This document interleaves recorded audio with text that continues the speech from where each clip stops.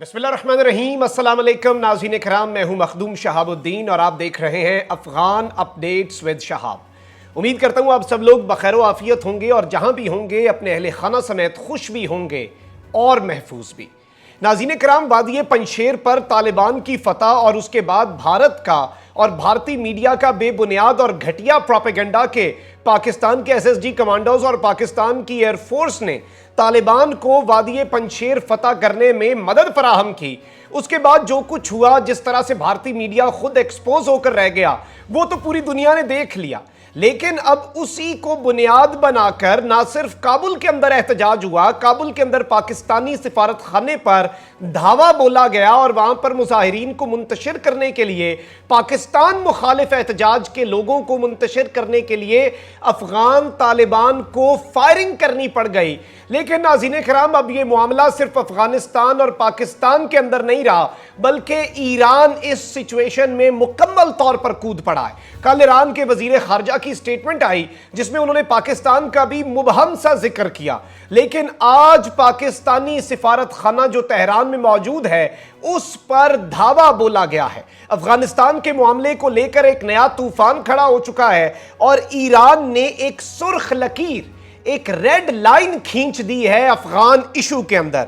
और इस सब के अंदर अब ईरानी मीडिया जो है वो इंडिया की जुबान बोलना शुरू हो चुका है और ईरान का स्टेट अफिलिएट मीडिया भी, यानी कि जो ईरान की हुकूमत के जेर असर मीडिया है, वो मीडिया भी अब भारत की आवाज बन चुका है, भारत की जुबान बोल रहा है।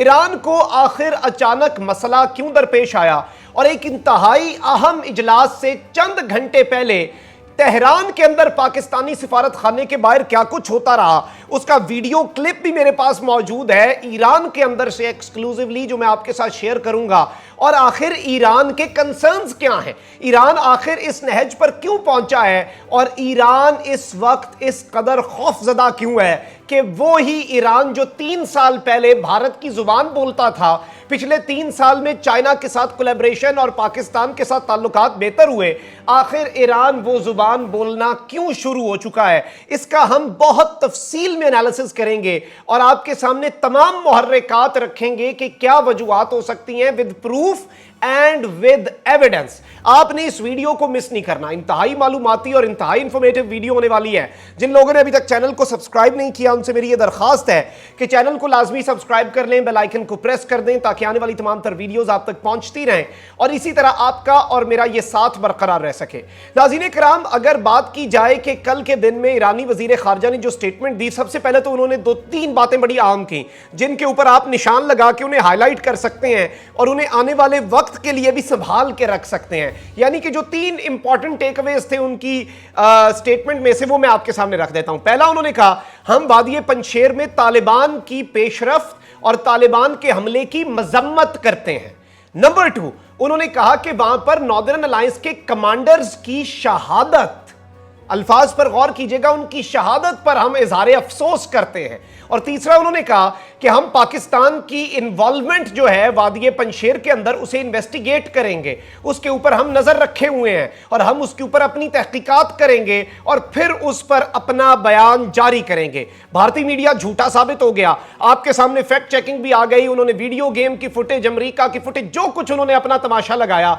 लेकिन उसके बाद वाशिंगटन डीसी में पाकिस्तानी सिफारत खाने के बाहर ये अफगान इकट्ठे हुए, ये वही अशरफ गनी की बाकियात हैं जो काबुल में भी मौजूद थी और ये तकरीबन कमोबेश 1000 लोग थे। मैंने पिछले वीलॉग में तफसील आपके सामने रखी कि तालिबान को फायरिंग करनी पड़ी है उन मुजाहिरीन को मुंतशिर करने के लिए।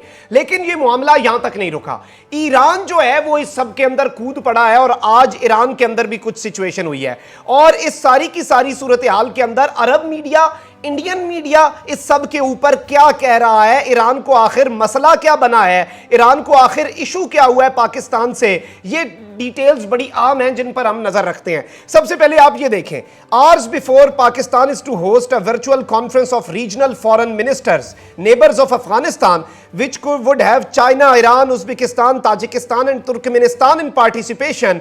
Anti-Pakistan protest also takes place outside Pakistan embassy in Iran. इस इंतहाई अहम मुलाकात से पहले वज़राए खारजा का वर्चुअल इजलास होने वाला है। पूरी दुनिया की नजरें हैं, तमाम तरफ अफगानिस्तान के जो हमसाया मुल्क हैं वो इस कॉन्फ्रेंस के अंदर अपने वज़राए खारजा को भेज रहे हैं। उससे चंद घंटे पहले, क्योंकि भारत तो इसमें नहीं है, उससे चंद घंटे पहले तेहरान के अंदर पाकिस्तान की एम्बेसी के बाहर प्रोटेस्ट जो हैं वो होना शुरू हो जाते हैं, वहां पर एहतजाज होना शुरू हो जाते हैं। और ईरानी मीडिया जो है वो भी इस सब के ऊपर खुलकर खेल रहा है, पाकिस्तान को मुरीद इल्जाम ठहराना हो या कुछ भी करना हो। नाज़रीन इकराम, मैं आपको ये चीजें बता दूं कि इस वक्त तेहरान के अंदर अफगान लोग जो रह रहे हैं वो भी एहतजाज कर रहे हैं, और इवन कुछ ईरानी शहरियों की भी तलात आ रही हैं कि उन्होंने भी पाकिस्तान मुखालिफ एहतजाज किया है। अब ये आप एक खबर देखें, a group of Afghans living in Tehran Iran stage a protest rally in front of embassy of Pakistan today September 7 chanting death to Taliban and death to Pakistan. यानी कि अफगान जो हैं उन्होंने तेहरान के अंदर पाकिस्तानी सिफारत खाने के सामने पाक सरजमीन का झंडा जो है, मैं आपके सामने वीडियो क्लिप दिखाता हूं इस एहतजाज का, और इसमें आप देख सकते हैं कि उन्होंने पाकिस्तान को मुर्दाबाद और तालिबान मुर्दाबाद और मर्ग भर पाकिस्तान मर्ग भर तालिबान के जो नारे हैं इंतहाई अफसोसनाक चीज है, और इनकी जितनी मजम्मत की जाए कम है, इन्होंने वो एहतजाज किया है। और नाज़रीन कराम, आप ये वीडियो क्लिप जो है अपनी स्क्रीन के ऊपर मुलाहिजा फरमा सकते हैं, मैं आपको चलवा देता हूं, फिर हम आगे बात करते हैं।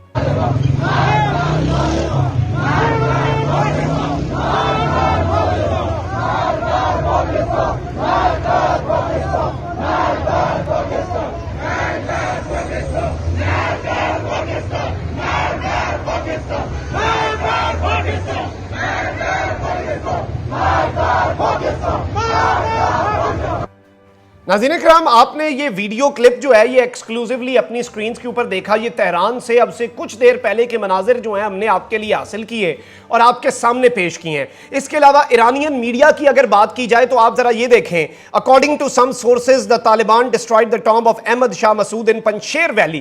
तेहरान टाइम्स क्लेम कर रहा है कि अहमद शाह मसूद का जो मकबरा है उसे तक वहां पर तालिबान ने तबाह कर दिया। अलबत्ता ये भी फेक फुटेज है। तो इस वक्त इंडियन मीडिया और ईरानियन मीडिया जो है वो फेक न्यूज, फेक फुटेजेस और गलत मालूमात जो है उसकी बुनियाद पर एक पूरा प्रोपेगेंडा जो है उसे चला रहा है। इसके साथ ही साथ तेहरान टाइम्स जो है उसके अंदर एक एडिटोरियल छपा है, और तेहरान टाइम्स का जो एडिटोरियल है वो क्लियरली पाकिस्तान पर तनकीद है। किस बात के लिए?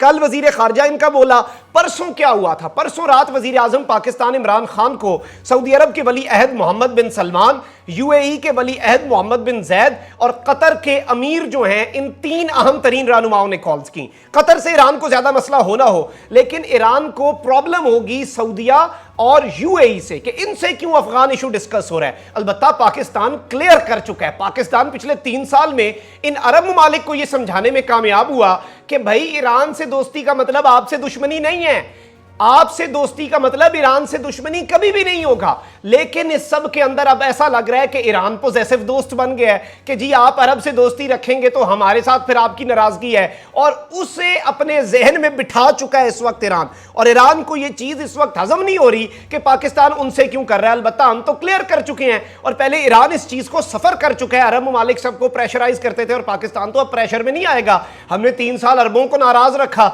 एंड पे वो खुद ही समझ गए और खुद ही सीख गए कि मामला क्या है। तो इस वक्त आप ये जरा ये भी देखें, editorial in Tehran times is subtle way criticises PM Khan speaking with his counterpart of Saudi Arabia and UAE, two of staunch rivals of Iran. कि ईरान के 2 बदतरीन दुश्मनों से इमरान खान ने बात की है। Iran seemingly have a lot of problems and they are going to create more problems in the future. और Iran जो है उसे वाज़े तौर पर बहुत ज्यादा इस चीज से तकलीफ पहुंची और वो मजीद प्रॉब्लम्स क्रिएट कर सकते हैं। इसके अलावा मैं आपको अभी इंडियन मीडिया और अरब मीडिया कैसे इस सिचुएशन को कैपिटलाइज कर रहा है और इसमें जलती पर तेल का काम कर रहा है। इंडियन मीडिया सेल्स जो हैं, सोशल मीडिया सेल, वो एक्टिव हो चुके हैं। ईरान के अंदर प्रोपेगेंडा फैलाया जा रहा है, ईरान के अंदर इंफॉर्मेशन फैलाई जा रही है। ईरान में पंशेर और पाकिस्तान टॉप ट्रेंड करवा रहे हैं, अफगानिस्तान के अंदर ईरान का टॉप ट्रेंड करवा रहे हैं। और ये पूरे के पूरे सोशल मीडिया सेल जो हैं आलमी सतह पर 5th जनरेशन वॉरफेयर जो है वो मुसल्लत करने की कोशिश कर रहे हैं। और इंडिया फिर से किसी तरीके से नॉर्दर्न अलायंस रिवाइव करना चाहता है, जैसे ईरान और रशिया उस टाइम पे साथ साथ थे, रशिया तो इस दफा साथ नहीं आएगा। ईरान को किसी सूरत इंडिया पाकिस्तान मुखालिफ ब्लॉक में डाल के अपने साथ मिलाकर तालिबान को प्रेशराइज करना चाहता है। अब जो ईरान है उसके कंसर्न्स और भी हैं, उसके तालिबान के साथ भी बहुत से कंसर्न्स हैं। तालिबान से उसे यह मसला है कि अब तो इस मरतबा तालिबान भी शिया बिरादरी के साथ जाकर बैठ गए, ईरान ने भी तालिबान को चेंज कह दिया। पहले तो मसलक का बड़ा मसला था। ईरान को अभी भी यह डर है कि किसी भी सूरत जो शिया बिरादरी है उसके खिलाफ सुन्नी सल्फी ये तमाम तरह इकट्ठे हो जाएंगे और फिर ये हमारे ऊपर अटैक्स करेंगे और ये करेंगे। इसलिए उन्हें कमजोर रहना चाहिए, उन्हें प्रेशराइज्ड रहना चाहिए। और ईरान के वजीर खारजा ने क्लियरली ये बात कही कि भाई वादी पंजशेर कंट्रोल में रहती और तालिबान के अंडर ना आती तो बेहतर था। तालिबान के ऊपर प्रेशर होता कि एक अच्छी हुकूमत बनानी है, सबको शामिल करना है। अब तालिबान पर कोई प्रेशर नहीं है, तालिबान खुलकर खेलेंगे, वो करेंगे जो तालिबान की मर्जी है। अब इस सारे के सारे सिनेरियो में आप इंडियन मीडिया देख लें, ये टाइम्स ऑफ इंडिया कह रहा है Iran slams Pakistan role in Panjshir valley wants probe, यानी कि ईरान ने पाकिस्तान के रोल पर कड़ी तनकीद की है और कहा कि हम तहकीकात करेंगे। अरब मीडिया इस सब के अंदर आया। अल अरेबिया इंग्लिश क्या कह रहा है, Pakistan military forces help Taliban in the fight to capture Panjshir province. और सब के अंदर बाकायदा तौर पर ये इस सिचुएशन के अंदर CNN न्यूज 18 जो है इंडिया का उसे कोट करके और इनके मीडिया को जब मैंने अंदर इनकी न्यूज रिपोर्टिंग देखी तो ये भी बता रहे हैं कि ईरान ने पाकिस्तान के साथ ये कर दिया वो कर दिया।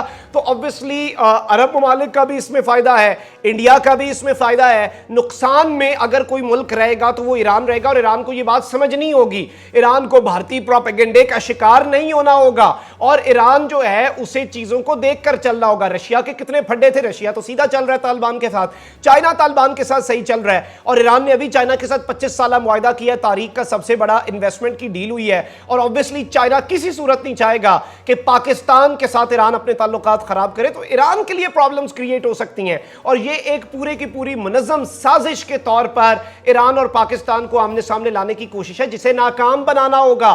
तालिबान को भी बड़े दिल का मुजाहरा करके सबको साथ लेकर चलना होगा और ईरान को भी सोच समझ कर चलना होगा कि दोस्त और दुश्मन की पहचान करके चले, वरना पहले वाला काम होगा जो भारत के साथ लगे और उसके बाद फिर भारत जो है उसकी तरफ से मुंह की खानी पड़ी, क्योंकि भारत तो अमेरिका का पिट्ठू है जिसे ईरान अपना सबसे बड़ा दुश्मन कहता है और इस खित्ते के अंदर भारत तो चाइना के मुकाबले में अमेरिका के काम कर रहा है। तो ये चीजें उन्हें समझने की बहुत ज्यादा जरूरत है और इस वक्त ये ऑन ग्राउंड सूरत हाल है जिसके बारे में मैंने आपके सामने तमाम तर तफसीलात जो हैं वो रख दी हैं और नाज़रीन किराम इंशाल्लाह आपको अपडेट करने का सिलसिला जारी रहेगा। कमेंट सेक्शन में बताइएगा इस सिनेरियो को आप किस तरह से देख रहे हैं, आपका तजिया क्या है। मैं इंशाल्लाह सारे कमेंट पढ़ूंगा और मुझे भी पता चल सके कि अवाम इस वक्त क्या सोच रही है। अपने बहुत ज्यादा ख्याल रखिएगा, अपने इर्द गिर्द लोगों का भी और इस मुल्क पाकिस्तान का भी। चैनल को सब्सक्राइब कर लें, बेल आइकन को प्रेस कर दें। अल्लाह निगहबान। पाकिस्तान जिंदा।